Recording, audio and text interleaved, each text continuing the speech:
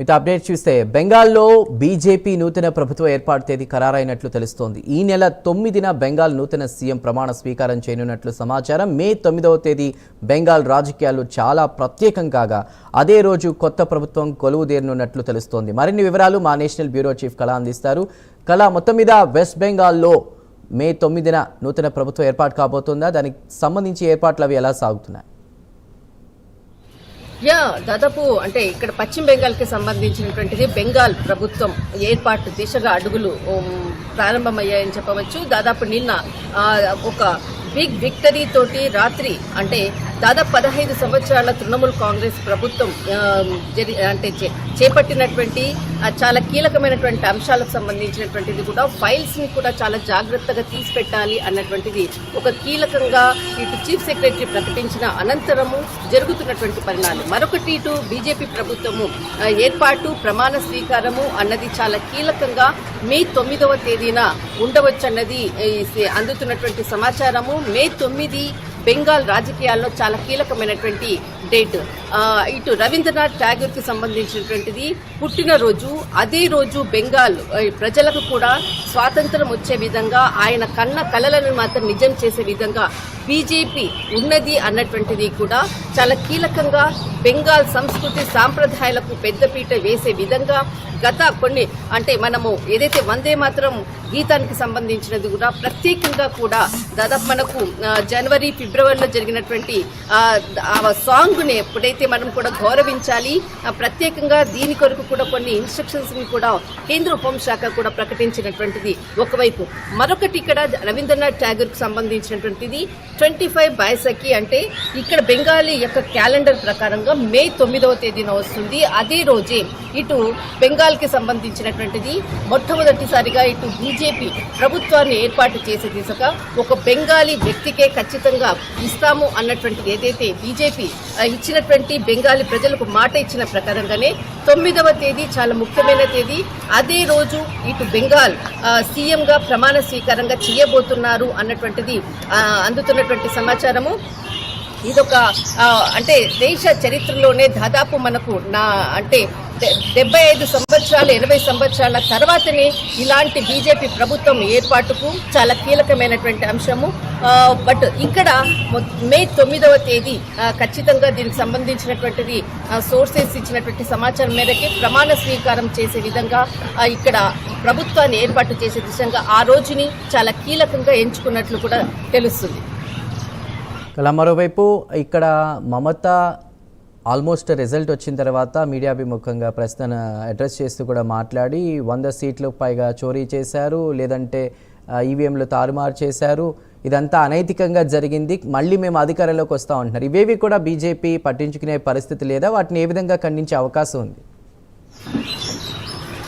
ఒకటి అంటే మమత ఎప్పుడు కూడా చిట్ట చివరి వరకు కూడా ఆమె పట్టు వదలని విక్రమార్కులాగా అలా నేను గెలుస్తాను అన్నటువంటి ఒక నమ్మకంతో ఆమె లాస్ట్ వరకు కూడా వెయిట్ చేసింది. అంటే ఒకవైపు ఓటమి అన్నది దాదాపు 6 గంటలకి సాయంత్రం 6 గంటలకే ఒకవైపు అంటే ఒకే వైపుగా ఉండేది. ఇక్కడ సురేంద్ర అధికారి విక్టరీ అన్నది మాత్రం ఖాయమైంది. కానీ ఆమె లోపలికి వెళ్లి ఈవీఎంలు ఏదైతే లెక్కించే సమయంలో కూడా అక్కడ కేంద్ర బలగాలు అంటే ఏదైతే సెక్యూరిటీ కూడా అడ్డు కూడా చెప్పడం జరిగింది. అయినా కూడా ఆమె లోపలికి వెళ్లి చూసింది. దీనిని కూడా బీజేపీ కూడా తప్పు పట్టింది. అయినా ఇక్కడ బయటికి వచ్చిన తర్వాత నన్ను లోపల కొట్టారు అన్నటువంటి వ్యాఖ్యలు చేసింది. మరొకటి ఇటు బీజేపీకి సంబంధించినటువంటి ఈవీఎంలకు సంబంధించినటువంటి అనేక అంశాలపై కూడా మొదటి నుంచి కూడా ఆమె చేస్తున్నటువంటి కామెంట్స్ ని బీజేపీ ఎక్కడ కూడా పట్టించుకోలేదు. కానీ గ్రౌండ్ లెవెల్లో ఇచ్చినటువంటి రిజల్ట్ తో ఒక్కసారిగా ఆమె తిరిగి వెళ్లిపోయింది. ఈ రోజు మాత్రం చాలా కీలకంగా అటు గవర్నర్ ని కూడా కలిసి తన రాజీనామాని కూడా ఇవ్వబోతుంది. సాయంత్రం 4 గంటలకు ఇటు మమతా బెనర్జీ చాలా కీలకమైనటువంటి ప్రెస్ మీట్ పెట్టింది. మీడియా ముఖంగా కూడా కొంత సంచలనమైనటువంటి విషయాలను కూడా ప్రస్తావించేటటువంటి అవకాశం ఉంది. కానీ నిన్న రాత్రి ఆమె ఈవీఎంల అంటే ట్యాంపరింగ్ జరిగింది. తర్వాత ఎక్కడైతే ముస్లింస్ సంబంధించినటువంటి ఏరియాస్ మాల్దా తర్వాత ముషీరాబాద్ ఈ ప్రాంతాలంతా కూడా అక్కడ ఓటు హక్కును వినియోగించుకోకుండా అడ్డుకున్నారు అన్నటువంటిది కూడా చాలా అంటే పలు చోట్ల ఆమెకు అవకాశం దొరికినప్పుడల్లా కూడా బీజేపీ మీద విమర్శాస్త్రాలు చేస్తూనే ఉంది. అయినా కూడా బీజేపీ ఆమె చేసినటువంటి అంటే ఏదైతే చేసినటువంటి కామెంట్స్ కి ప్రతిస్పందన జవాబిస్తూనే ముందుకు వెళ్లి చివరికి విజయం సాధించి ప్రభుత్వం ఏర్పాటు దిశగా అడుగులు వేసింది. ముఖ్యంగా ఆల్మోస్ట్ 293 స్థానాలకు సంబంధించిన రిజల్ట్ మనం చూసాం. ఇంకా ఫాల్తా నియోజకవర్గానికి సంబంధించి 21న ఎన్నిక, 24న రిజల్ట్ రాబోతోంది. మే 9న ప్రమాణ స్వీకారం అంటున్నారు.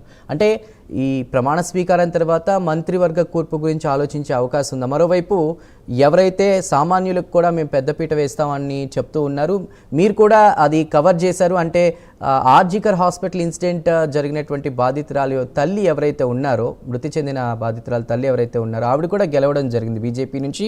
మాజీ క్రికెటర్ ఫేసర్ అశోక్ దిండా కూడా గెలవడం జరిగింది. ఇలా సామాన్యులకి అటు క్రికెటర్లు మెయిన్గా ఉన్నటువంటి పర్సన్స్ అందరినీ కూడా కలుపుకొని వెళ్ళేటువంటి అవకాశం ఉందా? మంత్రివర్గ కూర్పు గురించి మీరేం చెప్తారు? ఖచ్చితంగా ముఖ్యంగా ఇక్కడ బెంగాల్కి సంబంధించినటువంటి ఇక్కడ ఉండేటటువంటి లోకల్ గ్రౌండ్లో వర్క్ చేసినటువంటి కార్యకర్తలు అంటే బీజేపీ ప్రభుత్వాన్ని ఏర్పాటు దిశగా ప్రయత్నాలకు వెన్నండుగా ఉన్నటువంటి బెంగాలీ కీలక కార్యకర్తలు వీళ్ళకి మాత్రమే ఇంపార్టెన్స్ ఇచ్చే విధంగా, అంతేకాకుండా మహిళలకు కూడా పెద్దపీట వేసేటటువంటి అవకాశం ఉంది. ఒకవైపు మనకు ఆర్జికర్కి తల్లి ఉన్నటువంటి ఆమెతోటి తర్వాత ఇంకా చాలా కీలకమైనటువంటి నేతలు మహిళలు ఇక్కడ గ్రౌండ్లో చాలా వర్క్ చేశారు. వాళ్ళందరూ నిన్న ఏదైతే సెలబ్రేషన్స్ లో కూడా రాత్రంతా కూడా జరిపినటువంటి సెలబ్రేషన్స్ ఒకవైపు, కానీ ఒక నార్మల్ పీపుల్ కి అంటే ఇక్కడ బీజేపీ ఒకే అంశాన్ని చెప్తుంది. ముఖ్యంగా బెంగాల్ సంస్కృతి సాంప్రదాయాలకు అంటే ఒక హిందువులకు మాత్రమే ముస్లిం వ్యతిరేకి అన్నటువంటి ఏదైతే ఇన్ని రోజులు మమత చేసినటువంటి క్యాంపెయినింగ్ అనుకోవచ్చు, ఇక్కడ కూడా ఖచ్చితంగా ఈ బీజేపీకి సపోర్టింగ్ గా ఉండేటటువంటి అంటే ముస్లిం బెల్ట్ కు సంబంధించినటువంటి ఏదైతే 6 జిల్లాలు ఉన్నాయో అందులో కూడా చాలా మంది ముస్లిం కు సంబంధించినటువంటి కీలకంగా పనిచేసిన వాళ్ళు కూడా ఉన్నారు. అక్కడ కూడా ఓటింగ్ శాతం కూడా పెరిగింది. వాళ్లకు కూడా ఖచ్చితంగా ఇంపార్టెన్స్ ఇస్తుంది. ఎందుకనంటే హిందూ మాత్రమే కాదు ముస్లిం కూడా బాయ్ బెహన్ అన్నటువంటిది దీనిని ఖచ్చితంగా ముందుకు తీసుకెళ్లే విధంగా ఒక స్ట్రాటజీ తోటి ఇటు మహిళలకు తర్వాత ఇటు హిందూ ముస్లిం ఈక్వల్ గా పంచుతూ బెంగాలీ ప్రజలకు ప్రిఫరెన్స్ ఇస్తూ ముందుకు వెళ్లే విధంగా బీజేపీ కేబినెట్ ఖచ్చితంగా ఉంటుంది. మే 9న సీఎం ఎవరన్నది మాత్రం చాలా కీలకంగా అది పెద్దల నుంచి వచ్చేటటువంటిది కీలక సమావేశం కూడా జరుపుతుంది. ఈ రోజు 4 గంటలకు మమతా బెనర్జీ ప్రెస్ మీట్ తర్వాత దాదాపు మనకు అంటే 5వ తేదీ ఇంకా మనకు 6, 7, 8 దాదాపు ఒక 2 రోజులు మాత్రమే ఉంది. 9వ తేదీ మాత్రము ఇటు రవీంద్రనాథ్ ఠాగూర్ కు సంబంధించినటువంటిది ఆయన పుట్టినరోజునే బెంగాల్ అంటే ఇన్ని సంవత్సరాలు ఒక కమ్యూనిస్టు 34 సంవత్సరాలు, కాంగ్రెస్ ఒక 20 సంవత్సరాలు, ఇటు మమతా బెనర్జీ 15 సంవత్సరాలు, ఇన్ని సంవత్సరాల్లో బంధించినటువంటి ప్రజలకు మేము ఫ్రీడమ్ ఇస్తున్నాము. రవీంద్రనాథ్ ఠాగూర్ కలలు కన్నటువంటిది, బంకిం చంద్ర చటర్జీ కలలు కన్నటువంటి బెంగాల్ ప్రభుత్వానికి పూర్తి స్వాతంత్రాన్ని ఇస్తామంటూ బీజేపీ 9వ తేదీన ప్రమాణ స్వీకారానికి సన్నాహాలు చేస్తుందని చెప్పవచ్చు. రైట్ కలా, thank you for the updates.